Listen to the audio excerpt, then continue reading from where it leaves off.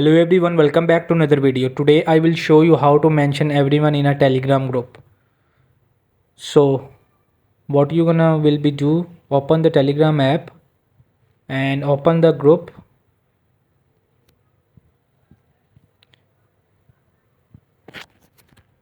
If you don't have group, you can create the new group. So you have to just type @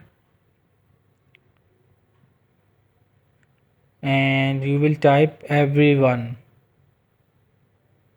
and send it in the group. So once you will be send it in the group, so it will be automatically mentioned everyone of your contacts lists in your Telegram app. So you have to, if want mentions everyone, so you have to just type @everyone and send it in the chat.